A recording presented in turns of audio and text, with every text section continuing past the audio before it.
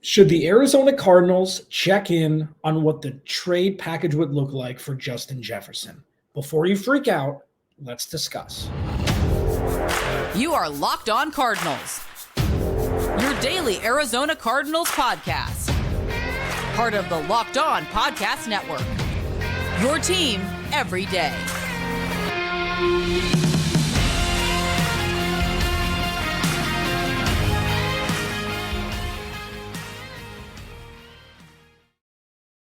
Locked On Cardinals, Alex Clancy here. Follow me on Twitter at Clancy's Corner. Follow the podcast at Locked On AZ Cards. Thank you for making Locked On Cardinals your first listen free wherever you get your podcast and on YouTube. Part of the Locked On Podcast Network, your team every day. Please go to the YouTube channel, search Locked On Arizona Cardinals, hit that subscribe button, man. Turn the notifications on so you know when my big dumb face is there. Please, I rarely ask for this. I ask, once every couple of weeks.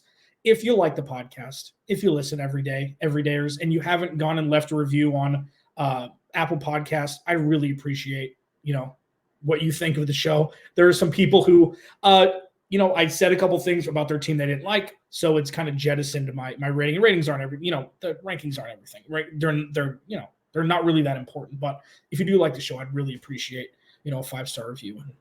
And, you don't even need to leave a comment, just hit that 5-star thing, 4-star, 5-star, whatever, if you so desire. Otherwise, I'm just happy that you're here. That. So a couple things I want to discuss today. Second segment, I want to discuss about what Kyler Murray can improve upon. And it's something that I think is kind of a hot button issue still. As we see Cliff Kingsbury getting hired by the Washington Commanders, it just brings up old stuff. It'll dissipate soon, especially when free agency starts in about a month from now. But I kind of want to discuss things that he can improve upon immediately that, will benefit this team. And then in the final segment, I want to discuss what he's doing well and what he's done well through his career. Everybody can improve. Everybody, obviously. But I think 2 segments about Kyler Murray on a Friday could be a lot worse than that. First, I want to discuss this. And this isn't clickbait. This isn't, I'm bored, so let's just throw something at a wall. I want to talk about Justin Jefferson. Now, before that, I do need to apologize. I don't know what happened with the recording when I uploaded. The audio was fine. The video wasn't. I pulled it. Brian A. from Twitter. This is so funny how relationships I have with everydayers there's a broad scope for each one. It's like Brian and I disagree on a lot of things. Listens every day. Appreciate it. Thank you. And he reached out to me on Twitter and said that, your video cuts off, you dummy. He didn't say the dummy part. I did. And, I wouldn't have known otherwise. So I appreciate it. Thanks for being it every day, even though you don't necessarily agree with the things that I say some of the time. I am working on having a way where we can connect a little bit more simply. I know that you can't DM on Twitter now unless you follow somebody and somebody follows you back. That's stupid. But, we will be able to interact more this offseason in a more streamlined fashion than just comments and people I've already DM'd with who are still able to DM. But I just wanted to make that kind of an announcement.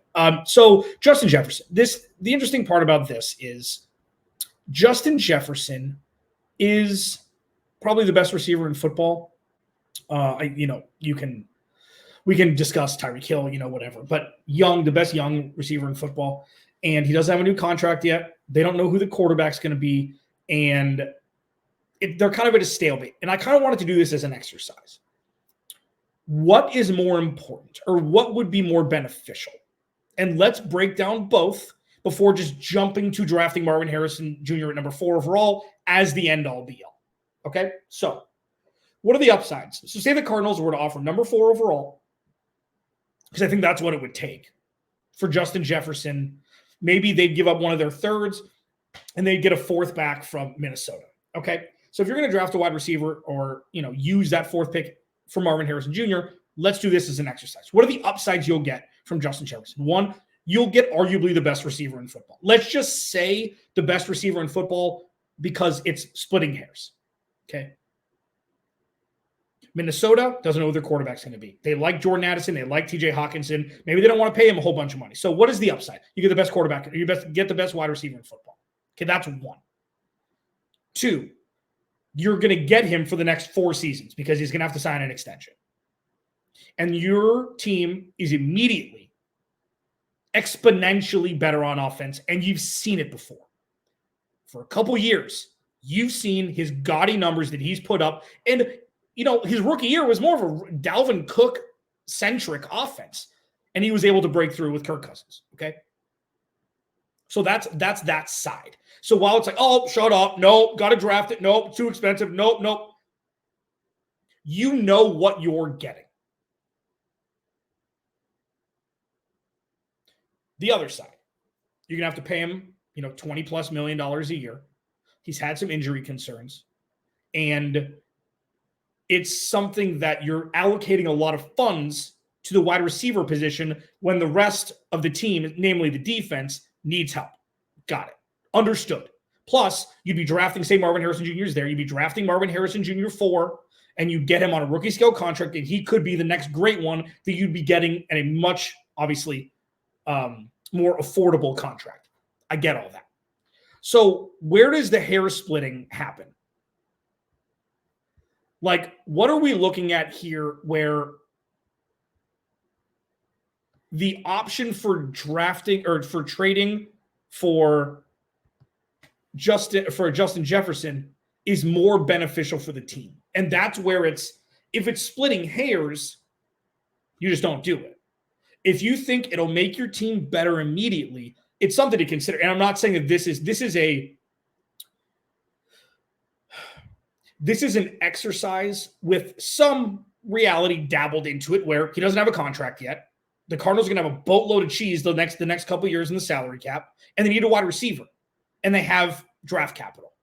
So obviously, best case scenario would be the Cardinals trade 27, and maybe you draft somebody else at 4. But I still don't think, obviously, that it's the right move. And I think that's, why did you do a segment on this? Because the Cardinals are in a position now like they haven't been in the past, where they not only have draft capital to spend, they also have some money to spend with their salary cap. They have just over $40 million going into this year, and they're going to have all of King Midas's gold in 2025.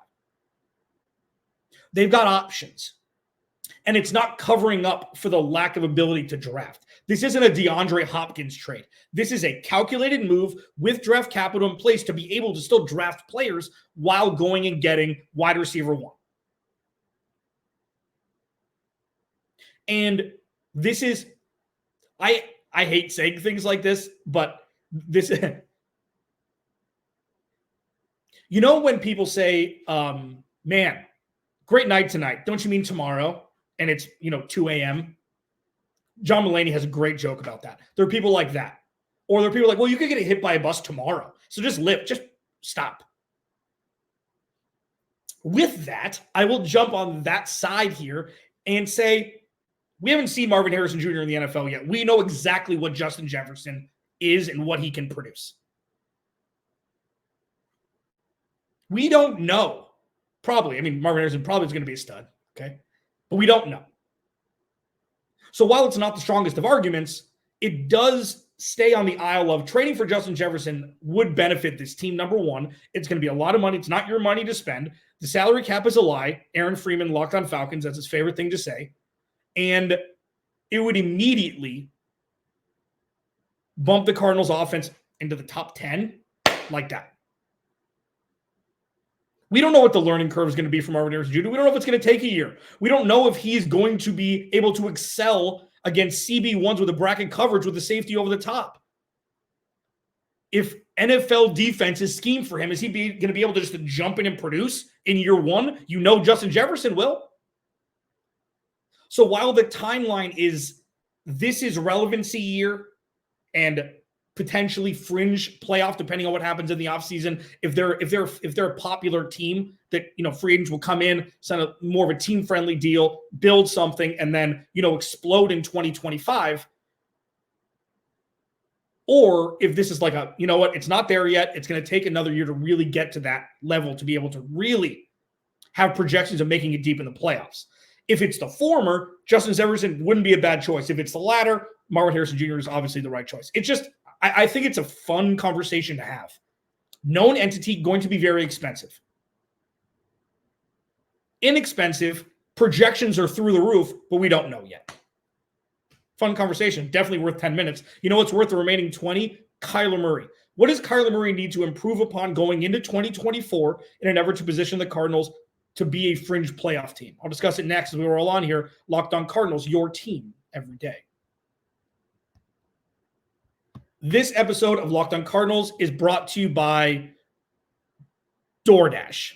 You know, NFL season's over, okay? But you got March Madness coming, you know? And somehow, you know, when we're watching the Super Bowl that just happened, DoorDash went all out for game day and DoorDash stuff from all the ads to one lucky winner. Cars, snacks, even tax software. And somehow they pulled it off. I'm a little bummed I didn't win, but you got to hand it to them. It was one heck of a delivery. So when you're looking at what's next, stick with DoorDash. It's an all-in-one app for your everyday needs, from restaurants, groceries, flowers, gifts. So next time you're running low on dinner ideas, pet supplies, or just time, you can get so much more than you realized delivered. Whatever watch party or anything party you've got coming up, get it delivered with DoorDash. Football season may be over, but we're in the thick of basketball games, a school year, and let's face it, winter, not for people in Arizona, but across the country. Get dinner for tonight, groceries for the week, and a consolation prize for your sad friends who are 49ers fans, all on DoorDash. DoorDash, your door to more. Head to the DoorDash app to get everything you need delivered.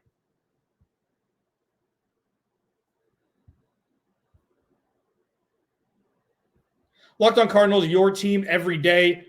Thank you for making Locked On Cardinals your first listen. Free wherever you get your podcast and on YouTube. Kyler Murray. You know, when you look at Kyler Murray's body of work, there's really good highs, not so great lows, and a lot more in the middle than you really want at this point, irrespective of why that's happened. There are some things that he needs to work on going into 2024, okay? And I think that he took massive strides. He took massive strides in 2023 regarding leadership, okay? It's not something that comes naturally to him because he's been a lead-by-example guy since Pop Warner. You know, he's always been the best player on the field. So he's been the best player. He's led by example, and that's where he is. He's an introverted guy, loves video games, could be a lot worse. But the things that he needs to work on, one, you know, I think that there is a fine line. And this is a little touchy because you always want him to protect himself, okay? And you never want him to get those extra 2 yards to take the hit, ever, okay? I just wonder, and I don't know if this is accurate. Like, I don't know if there is a spot here, if there's a world here. So say right here, right here is what he's doing now, okay? Taking, you know, going out of bounds two yards before, doing the slide 2 yards before anything coming close to contact, that's here. Here is too much, okay, where, you know, you just run and you just, you know, you take the hits. You don't want that either. Is there a way to split the difference? Is there a way to split the difference? And I know this is splitting hairs here, okay, but it keeps defenses honest more if there is, thinking that he's going to go for the extra couple yards sliding before getting that hit. And it's just fascinating. That's one, okay? Number two, and this one is something I really only noticed in 2023. Like, the dude's got a cannon, okay? He throws out his back foot, just deal with it. This is what he does, okay? I saw not as much zip on the deep ball at times this year. And I know the Trey McBride throw was underthrown on purpose. He's, you know, quarterbacks underthrow receivers all the time, first of all, to, you know, potentially get a pass interference call on a DB that's got its head turned. But also, you know, the wide receiver sees the ball, can come back in, and it's more easily catchable at times if underthrow because the DB's not looking. Okay.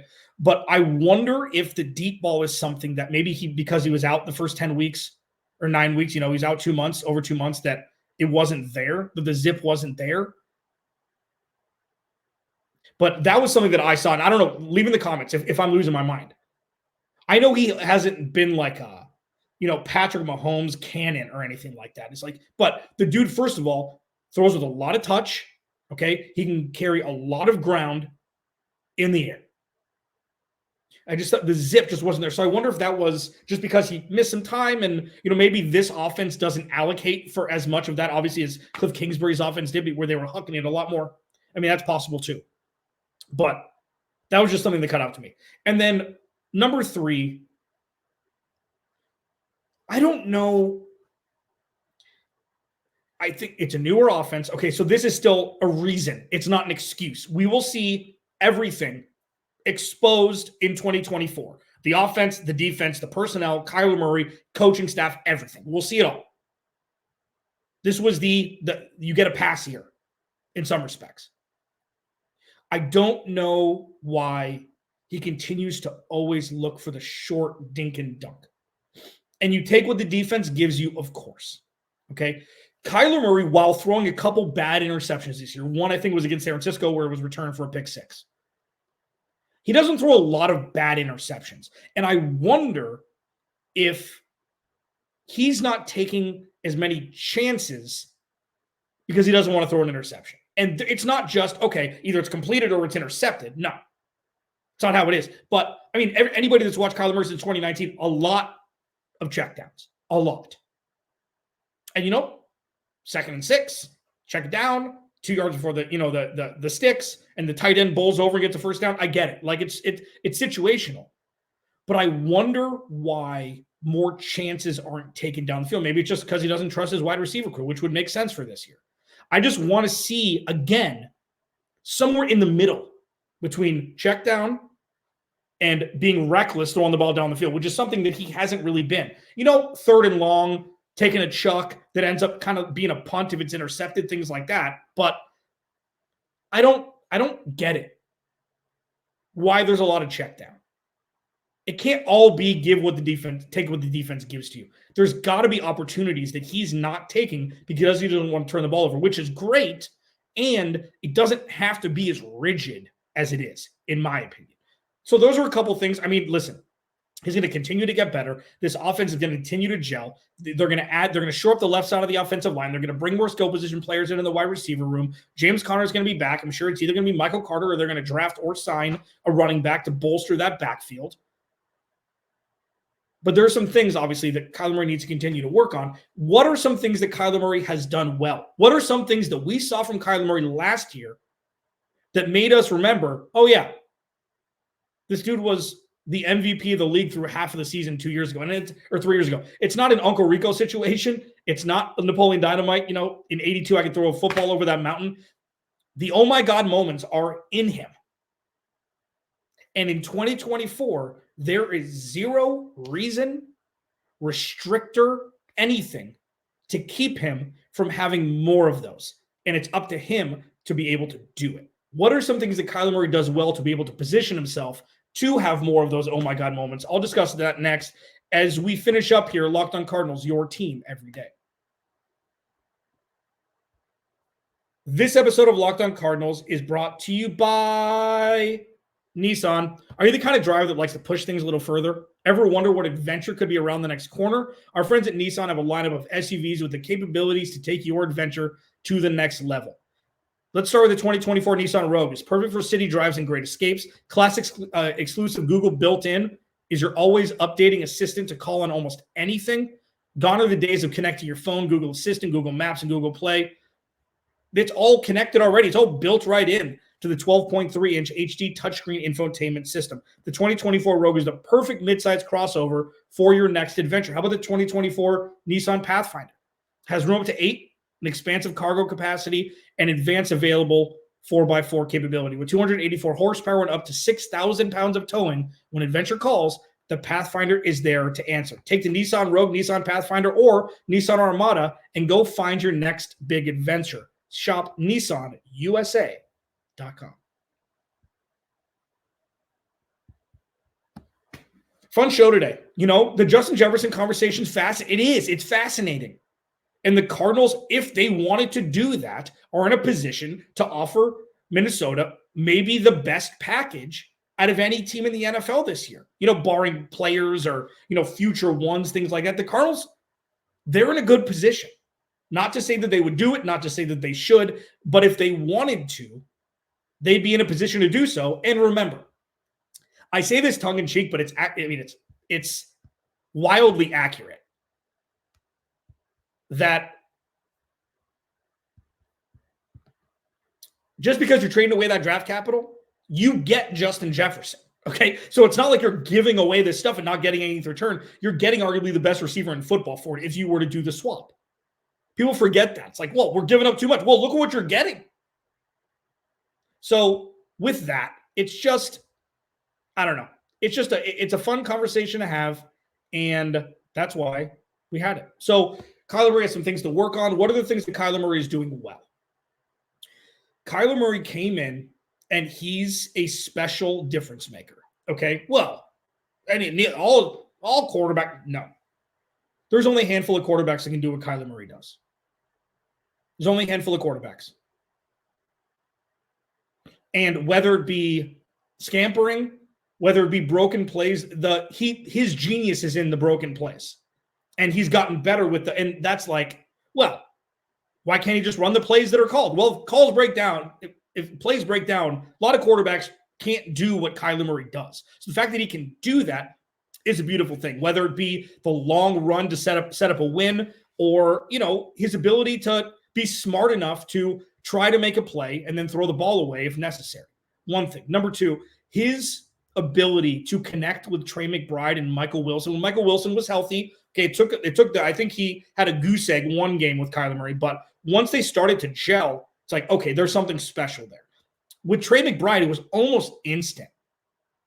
And Trey McBride is a very good receiving tight end, and as well as blocking tight end, but very good receiving tight end. That doesn't mean that there's going to be synchronicity right away. There was.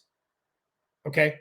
So Kyler Murray's ability to connect with the best offensive weapon the Cardinals had last year in the pass game almost immediately was very impressive. Okay? And it's also something that is going to pay massive dividends when the Cardinals have more options. That may be the most stupid, straightforward thing I've ever said. But his ability, not always does a top receiver, top tight end, and a quarterback gel. That's why trades happen. That's why cuts happen. They never really able to get on the right page. They got on the right page immediately. And then the ability for Kyler Murray and James Conner to work as if they were extensions of each other because they can both run the ball. The RPO is going to be insane next year. When you shore up the left side of the offensive line, you've got more skill position players on the outside to be able to keep the defense honest, where you can run an RPO and, shake people out of their shorts like Josh Dobbs did when he was with, when against the Giants, I think it was. It was either the Giants or the Cowboys. When he had that 45-yard angry run, I think it was against the Giants.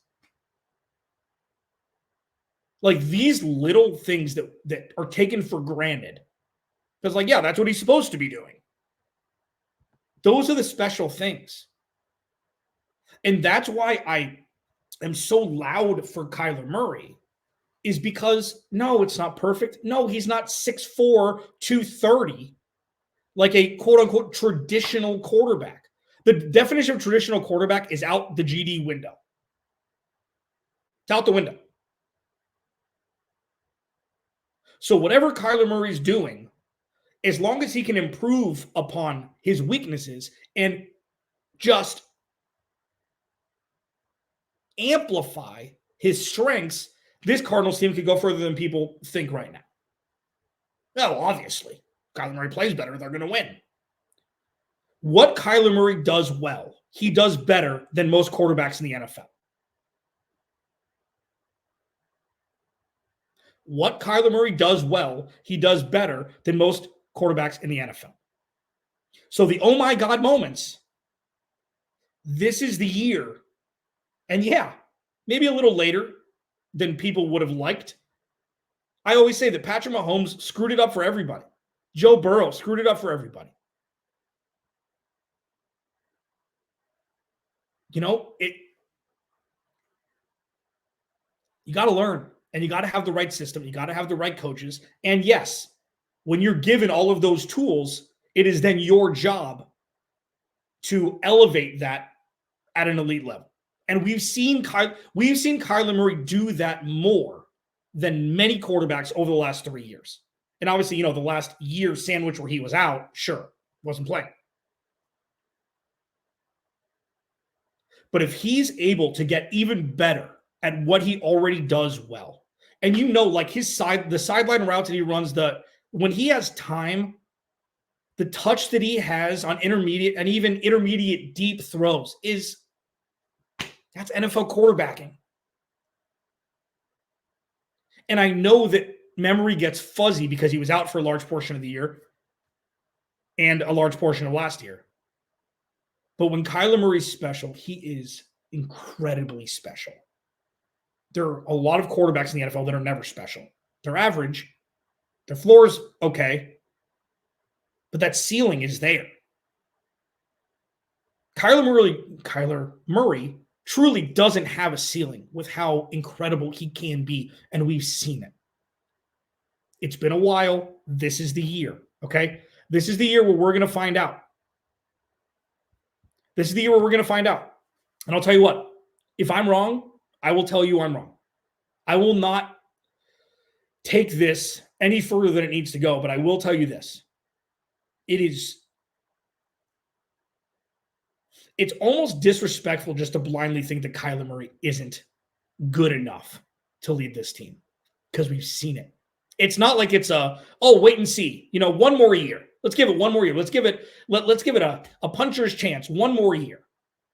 And then we can discuss. No, we've seen it. It's just on him to show it with more regularity.